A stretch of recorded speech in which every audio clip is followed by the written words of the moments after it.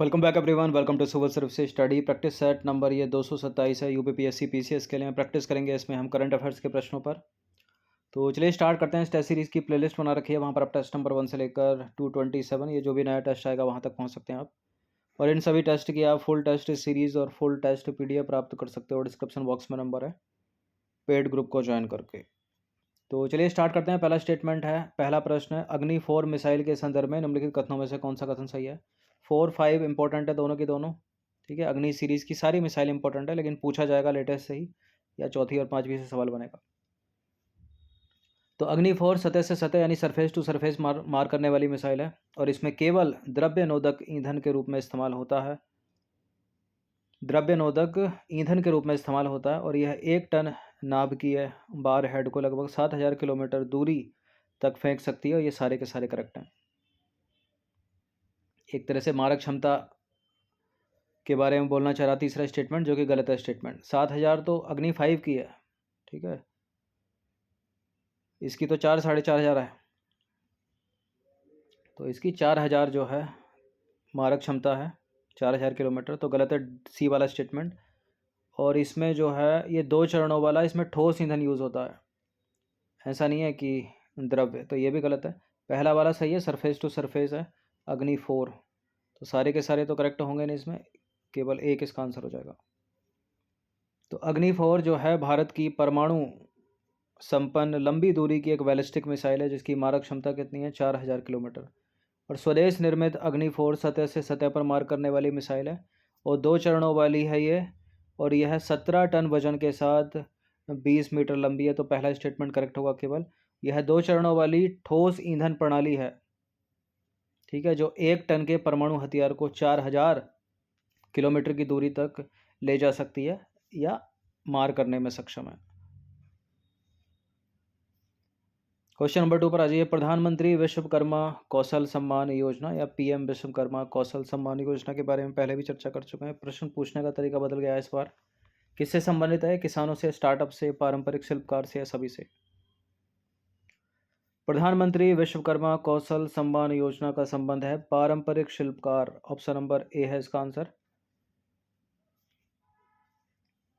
देखिए नंबर इस पर कॉल या व्हाट्सएप करके आप फुल टेस्ट सीरीज प्राप्त कर सकते हैं। तो हाल ही में बजट 2023-24 में प्रधानमंत्री विश्वकर्मा कौशल सम्मान योजना की घोषणा की गई और इस योजना के माध्यम से सरकार द्वारा पारंपरिक कलाकारों और शिल्पकारों को आर्थिक सहायता प्रदान की जाएगी। इसके लिए सरकार इस योजना के तहत शिल्पकारों को एमएसएमई सेक्टर का हिस्सा बनाएगी, साथ ही उन्हें एमएसएमई मूल्य श्रृंखला के साथ संलग्न करते हुए उत्पादों की गुणवत्ता, पैमाने और पहुंच में सुधार करने में सक्षम बनाएगी। और इस योजना के माध्यम से अलग अलग पारंपरिक कौशल को बढ़ावा दिया जाएगा, जिसके लिए उन्हें ट्रेनिंग, फंडिंग प्रदान करने के साथ ही तकनीकी सुविधाओं से भी लाभान्वित किया जाएगा। और क्या क्या, देखिए इसमें अनुसूचित जातियों, अनुसूचित जनजातियों, अन्य पिछड़ा वर्ग और महिला एवं कमज़ोर वर्गों पर अधिक ध्यान केंद्रित किया गया है, तो ऑप्शन नंबर ए करेक्ट है। क्वेश्चन नंबर 3 पर आ जाइए। भारत ऑपरेशन दोस्त के माध्यम से निम्नलिखित में से किन देशों की मदद कर रहा है? अभी इंटरनेशनल स्तर पर एक देश का नाम खराब किया गया है, ठीक है, तुर्की, अच्छा खासा नाम था उसका, तुर्कीये कर दिया गया है। तो ऑपरेशन दोस्त के मध्य, देखिए हाल ही में भीषण भूकंप आया सीरिया में, हाँ तुर्की में भी आया और साथ ही सीरिया में भी आया, तो ये ऑपरेशन दोस्त जो है इन्हीं 2 देशों के लिए है, ठीक है, भारत का मदद ये अभियान है, तो बी है इसका आंसर।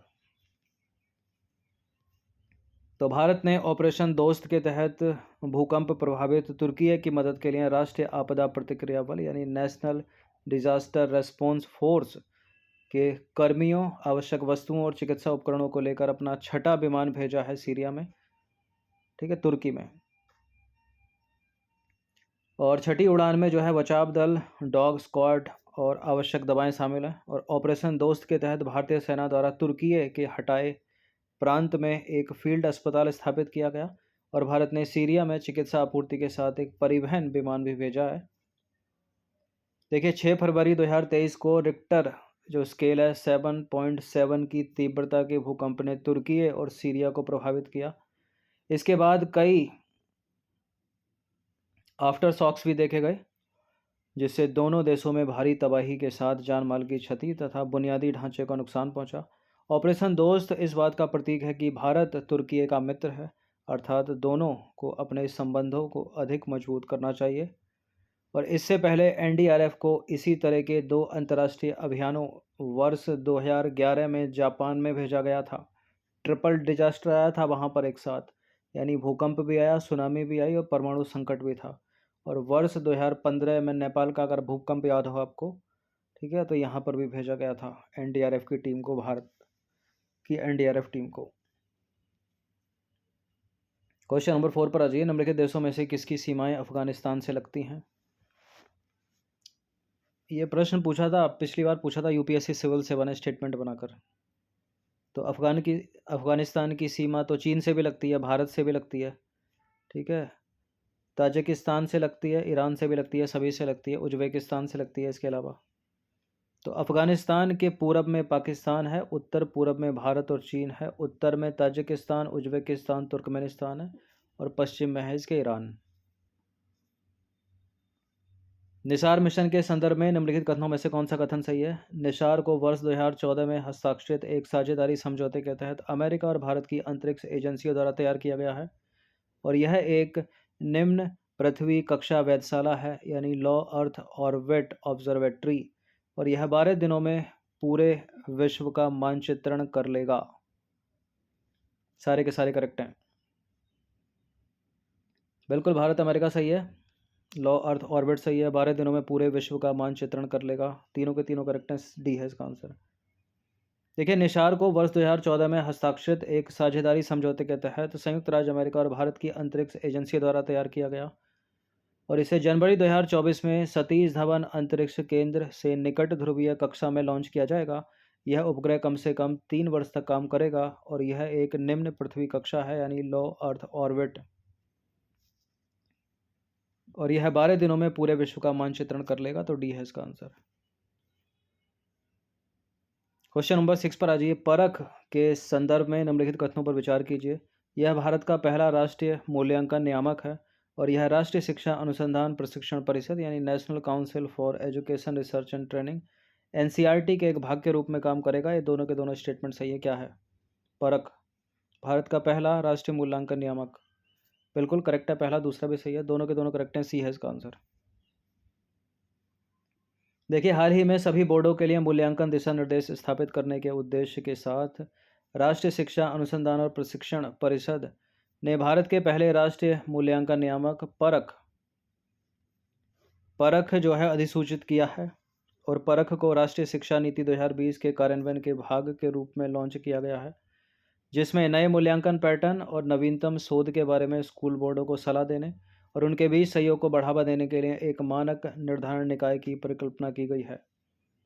देखिए, यह एनसीईआरटी के एक भाग के रूप में कार्य करेगा और इसे नेशनल अचीवमेंट सर्वे और स्टेट अचीवमेंट सर्वे जैसे समय समय पर लर्निंग आउटकम टेस्ट आयोजित करने का भी काम सौंपा जाएगा और यह 3 प्रमुख मूल्यांकन क्षेत्रों पर काम करेगा: व्यापक मूल्यांकन, स्कूल आधारित मूल्यांकन और परीक्षा सुधार। दीपोर व्हील पे कई बार प्रश्न बनाया हमने। दीपोर व्हील आर्द्रभूमि कहाँ स्थित है? ये हाल ही में न्यूज़ में थी, असम में है ये। तो हाल ही में देखिए, असम वन विभाग के गुवाहाटी वन्यजीव प्रभाग ने दीपोर व्हील आर्द्रभूमि में फरवरी 2022 के बाद दूसरी पक्षी प्रजातियों की गणना आयोजित की और यह असम में एकमात्र रामसर स्थल है। यह कौन? दीपोर व्हील। दीपोर व्हील आर्द्रभूमि में पक्षियों की गणना में कुल मिलाकर 96 प्रजातियों के 26,747 पक्षी दर्ज किए गए और वर्ष 2022 की बात करें तो 66 प्रजातियों में 10,289 पक्षी दर्ज किए गए थे, यानी एक साल में पक्षियों की संख्या 2.5 गुना हो गई है। ठीक है, 66 प्रजातियों से बढ़कर 96 प्रजातियां हो गई। पक्षियों की संख्या से प्रजातियों की विविधता और प्रजातियों की कुल संख्या में वृद्धि का पता चलता है। क्वेश्चन नंबर 8 पर आ जाइए। विश्व हिंदी दिवस के संदर्भ में 2 स्टेटमेंट है, यहाँ पर कौन सा इसमें सही नहीं है बताना है। देखिए, यह प्रतिवर्ष 14 सितंबर को मनाया जाता है और यह उस दिन को चिन्हित करता है जब वर्ष 1949 में संयुक्त राष्ट्र महासभा में पहली बार हिंदी बोली गई थी और यह विश्व के विभिन्न हिस्सों में स्थित भारतीय दूतावासों द्वारा भी मनाया जाता है। देखिए 14 सितंबर को विश्व हिंदी नहीं बल्कि राष्ट्रीय हिंदी दिवस मनाया जाता है। तो गलत है दूसरा वाला स्टेटमेंट, गलत है पहला वाला स्टेटमेंट, गलती अपने को ढूंढना, तो पहला वाला करेक्ट है, दूसरा वाला सही है। तो हिंदी भाषा को बढ़ावा देने के लिए प्रतिवर्ष 10 जनवरी को मनाया जाता है विश्व हिंदी दिवस। जो राष्ट्रीय हिंदी दिवस है वो 14 सितंबर को मनाया जाता है। तो पहला वाला गलत हो गया, जो मुख्य रूप से भारत में हिंदी भाषा की मान्यता पर केंद्रित है। थोड़ा और जाने विश्व हिंदी दिवस के बारे में। तो 10 जनवरी 1975 को नागपुर में आयोजित प्रथम विश्व हिंदी सम्मेलन की वर्षगांठ मनाने के संदर्भ में पहली बार यह दिवस वर्ष 2006 में मनाया गया था। और यह उस दिन को चिन्हित करता है जब वर्ष 1949 में संयुक्त राष्ट्र महासभा में पहली बार हिंदी बोली गई थी। यह विश्व के विभिन्न हिस्सों में स्थित भारतीय दूतावासों द्वारा भी मनाया जाता है। और वर्ष 2018 में मॉरिशस के पोर्ट लुइस में विश्व हिंदी सचिवालय भवन का उद्घाटन किया गया। इस चीज़ को भी याद रखिएगा। क्वेश्चन नंबर 9 पर आ जाइए। रक्षा अनुसंधान एवं विकास संगठन यानी DRDO की स्थापना कब हुई थी? बोनस पॉइंट होते हैं अगर एग्जाम हॉल में इस तरह के प्रश्न मिल जाए तो, इनको कभी गलत मत करिए। तो DRDO की स्थापना हुई थी 1 जनवरी को। हाल ही में 1 जनवरी 2023 को इसका स्थापना दिवस मनाया गया। और कब हुई थी? 1 जनवरी 1958 को। तो 1 जनवरी 2023 को रक्षा अनुसंधान और विकास संगठन DRDO के 65वें स्थापना दिवस के रूप में मनाया गया। रक्षा अनुसंधान एवं विकास संगठन की स्थापना रक्षा क्षेत्र में शोध को बढ़ावा देने के लिए मात्र 10 प्रयोगशालाओं के साथ 1 जनवरी 1958 को की गई थी। इसका उद्देश्य क्या है DRDO का? भारतीय सशस्त्र बलों के लिए आधुनिकतम प्रौद्योगिकियों को तैयार करना। और वर्तमान में यह रक्षा मंत्रालय के रक्षा अनुसंधान और विकास विभाग के तहत काम करता है, यानी डिफेंस मिनिस्ट्री के department of defence research and development के तहत कार्य करता है। एक प्रश्न है, प्रत्येक वर्ष अंतर्राष्ट्रीय नागरिक उड्डयन दिवस कब मनाया जाता है? प्रत्येक वर्ष अंतर्राष्ट्रीय नागरिक उड्डयन दिवस मनाया जाता है 7 दिसंबर को। तो प्रतिवर्ष 7 दिसंबर को विश्व भर में हवाई यात्रा में अंतर्राष्ट्रीय नागरिक उड्डयन संगठनों के महत्व के विषय में लोगों को सूचित करने हेतु अंतर्राष्ट्रीय नागरिक उड्डयन दिवस मनाया जाता है। और वर्ष 2022 की थीम की बात करें तो वैश्विक उड्डयन के विकास के लिए नवाचार को बढ़ावा देना। ठीक है, क्योंकि 7 दिसंबर तो 2022 का ही आया, अभी 23 का तो आया नहीं है, तो 2022 वाले याद रखनी है। क्वेश्चन नंबर 11 पर आ जाइए। निम्नलिखित में से कौन वितरित अक्षय ऊर्जा का एक रूप नहीं है? अक्षय ऊर्जा यानी रिन्यूएबल एनर्जी बोलते हैं इंग्लिश में, नवीकरणीय है। ठीक है, सौर ऊर्जा है, पवन ऊर्जा है, पन बिजली ऊर्जा है, परमाणु ऊर्जा नहीं है। तो वितरित अक्षय ऊर्जा या वितरित नवीकरणीय ऊर्जा यानी डिस्ट्रीब्यूटेड रिन्यूएबल एनर्जी DRE नवीकरणीय ऊर्जा स्रोतों को संदर्भित करता है जो पैमाने में छोटे होते हैं और आमतौर पर केंद्रीकृत बिजली संयंत्रों की तुलना में खपत के बिंदु के करीब स्थित होते हैं। देखिए, नवीकरणीय ऊर्जा के उदाहरणों की बात करें तो सौर ऊर्जा, पवन ऊर्जा, जल ऊर्जा है। दूसरी ओर परमाणु ऊर्जा को DRE का एक रूप माना, DRE का रूप जो है नहीं माना जाता। ठीक है, DRE मतलब डिस्ट्रीब्यूटर रिन्यूएबल एनर्जी यानी वितरित नवीकरणीय ऊर्जा या वितरित अक्षय ऊर्जा, क्योंकि इसके लिए बिजली पैदा करने के लिए बड़े पैमाने पर केंद्रित बिजली संयंत्रों की आवश्यकता होगी। इसलिए D करेक्ट है अपना आंसर, मतलब जो नहीं है वही आंसर है। क्वेश्चन नंबर 12 पर आ जाइए। निम्नलिखित में से किस राज्य ने हाल ही में लाडली बहना योजना की शुरुआत की है? लाडली बहना योजना यह है मध्य प्रदेश की योजना। ऑप्शन नंबर बी है इसका आंसर। तो मध्य प्रदेश के मुख्यमंत्री शिवराज सिंह चौहान ने 28 जनवरी 2023 को लाडली बहना योजना की घोषणा की, जिसकी औपचारिक शुरुआत बीते 4 मार्च को की गई। आपको बता दें कि राज्य सरकार की लाडली लक्ष्मी योजना के तहत ही, मतलब मध्य प्रदेश की एक लाडली लक्ष्मी योजना चली है, उसके तहत ही लाडली बहना योजना को चलाया जा रहा है। और इस योजना के अंतर्गत हर महीने की 10 तारीख को राज्य की बहनों बहनों मतलब उन लड़कियों जिनकी आयु 23 से 60 वर्ष है, ठीक है, लड़की या महिलाएं कह लो, के खाते में 1,000 रुपये ट्रांसफ़र किए जाएंगे। और राज्य सरकार ने इस योजना के पहले साल के लिए 8,000 करोड़ रुपए का प्रावधान किया है। और योजना का उद्देश्य क्या है? आर्थिक रूप से कमज़ोर महिलाओं को सशक्त बनाना। तो लाडली बहना योजना मध्य प्रदेश की योजना है। ठीक है, 23 से 60 वर्ष की महिलाओं को के खाते में हर महीने 1,000 रुपये।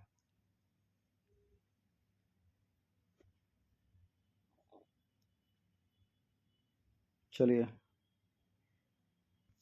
हर महीने की 10 तारीख को। क्वेश्चन नंबर 13 पर जी, हाल ही में मोहम्मद शहाबुद्दीन चप्पू सुर्खियों में थे, कौन है ये? बांग्लादेश के नए राष्ट्रपति, तुर्की के एक मानवाधिकार कार्यकर्ता, पाकिस्तान के परमाणु वैज्ञानिक जिनकी हाल ही में हत्या कर दी गई, या मालदीव के नए प्रधानमंत्री? मोहम्मद शहाबुद्दीन चप्पू यह हैं बांग्लादेश के नए राष्ट्रपति। ऑप्शन नंबर ए है इसका आंसर। देखिए, पूर्व न्यायाधीश और स्वतंत्रता सेनानी मोहम्मद शहाबुद्दीन चप्पू को बांग्लादेश के 22वें राष्ट्रपति के रूप में निर्विरोध चुना गया और 74 साल के हैं ये मोहम्मद शहाबुद्दीन। इन्होंने मोहम्मद अब्दुल हमीद की जगह ली है और भारत के प्रधानमंत्री ने इनको जो है निर्विरोध राष्ट्रपति चुने जाने के लिए बधाई दी। ठीक है, और श्री शहाबुद्दीन को भेजे पत्र में प्रधानमंत्री ने कहा, स्वतंत्रता सेनानी के तौर पर उनका योगदान और एक न्यायविद के रूप में उनका अनुभव इस उच्च पद पर बहुत काम आएगा।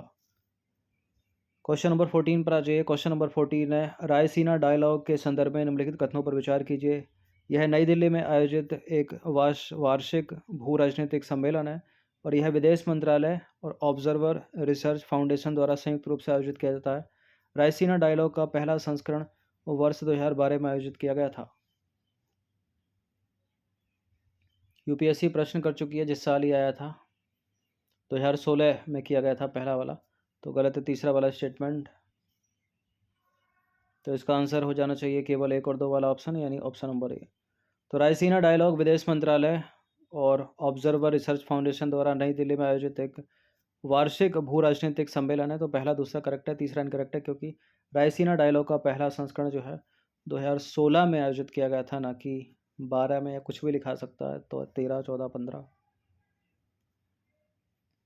क्वेश्चन नंबर 15 पर आइए। हाल ही में तेलुगु फिल्म RRR के नाटू नाटू गाने को ऑस्कर अवार्ड से सम्मानित किया गया। आपको बताना है कि इस फिल्म के निर्देशक कौन है। तो ये तो SS राजामौली की पिक्चर है। ऑप्शन नंबर बी है इसका आंसर, सुपरहिट मूवी। तो निर्देशक इस मूवी के हैं RRR के SS राजामौली। ठीक है, यानी डायरेक्टर। और ये जो गाना है नाटू नाटू, जिसका हिंदी में अर्थ होता है नाचो नाचो, संगीतकार कौन है? MM किरवानी। और ये जो गाना है वो तेलुगु भाषा में किसने गाया है? काल भैरव और राहुल सिप्लीगुंज ने। और हिंदी भाषा में विशाल मिश्रा ने। तो 15 प्रश्न थे ये करंट से रिलेटेड। इन सभी की प्रैक्टिस आप कर लीजिएगा 1 से 2 बार। ये नंबर है, इस पर कॉल या व्हाट्सअप करके आप फुल टेस्ट सीरीज प्राप्त कर सकते हो। धन्यवाद।